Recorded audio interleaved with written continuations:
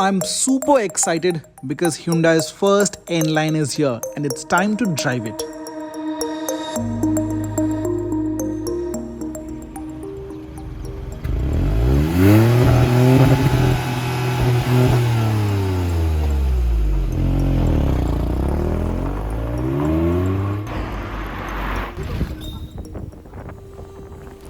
The I-20 N-Line drives are happening in Udaipur. We drove to the city of Lakes in the venue spot. You should check that out because obviously the trip in itself is nice. The video is already up and the venue spot shares its engine and transmission with this car. Obviously that comes in diesel as well, but with the i20 N-Line you get one engine, that's 1 liter turbo petrol which pumps out 120 horses and 172 Newton meters of peak torque. Transmission, you get the option of a 6-speed IMT, the clutchless manual, or the one we are driving, it's a 7-speed DCT. Now the regular i20 also gets a turbo petrol engine, but how do we differentiate? This N-Line gets in a sportiest state of tune. It's much like the venue spot, 20 horsepower more.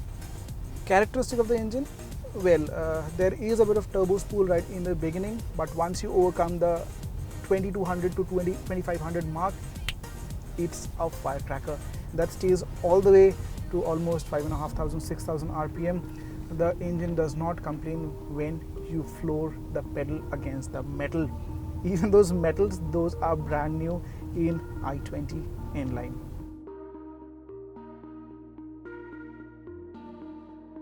While this new gear lever feels quite nice to hold on to, but its characteristic or its property is what you would actually appreciate. It's a DCT I'm driving today. The shifts are imperceptible, very lightning quick, and I think bringing DCT to a car of this segment is in itself praiseworthy. Just for reference, the Polo comes with a torque converter, the Polo GTI. So there, it ticks the right box. Well, in terms of when you are shifting to the reverse gear, there is a bit of a lag, a split-second lag, but again, you can live with that. You're not gunning the car on the racetrack that often. In case you would like the mechanicals because there has been quite a number of retunings over the regular i20. Firstly, the steering column has been retuned. By retuning, it means some amount of weight has been added to the column, and this hefty feel over the regular i20 I'm really enjoying behind the steering wheel. You can dart into corners, the one I am into now, for example, it creams through with a greater precision, greater speeds on the digits. Secondly, there has been a little bit of suspension retuning for the rear ones.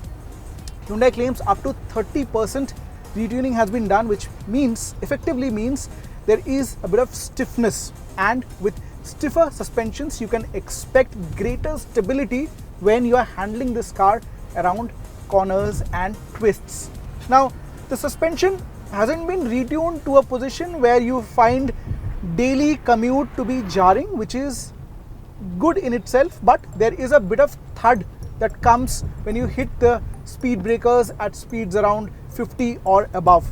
And the third thing that is a mechanical difference over the i20 N-Line is to get all disc brakes in the N-Line. Effectively, Hyundai says stopping distance from 0 to 100 kmph to 0 has been reduced by almost 1.5 meters for the N-Line, which again in itself will give a lot of confidence to the owners.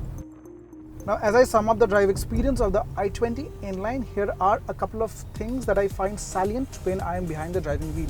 Firstly, the engine is punchy. It has got a nice rev band all the way from 2,500 to 6,000. Nicely tractable. If you're buying the DCT, you get paddle shifters, which will increase your driving experience. Now, this engine is not outright performance oriented because there are tall claims of mileage. 20 plus, yes, 20 plus for both IMT and DCT, whichever you choose. Also, that doesn't mean this is a slouch. A 0 to 100 kmph is claimed under 10 seconds for this car, which again puts it right there against the Volkswagen Polo GTI. Noise cancellation or the NVH levels are well controlled, not too much of disturbance creeps in.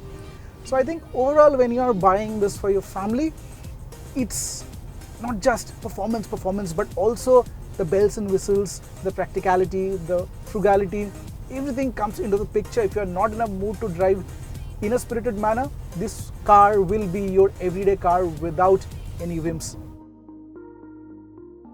Let's jump to the big question, what is the pricing?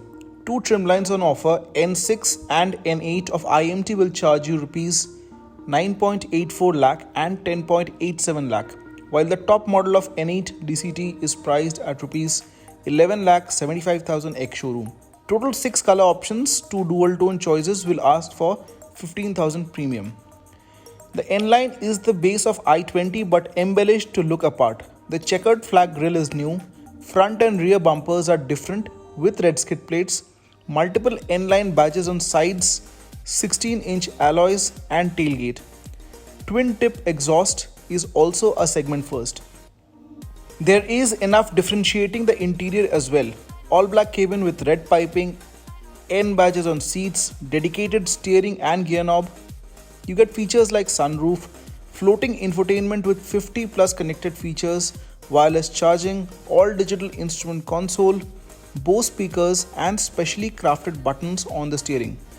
The seats are solidly built, but I expected electric adjustment, ventilation and greater side bolstering. The interior dimension is exactly similar to regular i20 and the cabin is best for 4 grown-ups. Blue skies, green mountains and an open tarmac. Nothing can be more exciting for the i20 N-Line. And in terms of pricing, Hyundai has hit the ball out of the park. But hot hatchbacks have traditionally not done well in our market.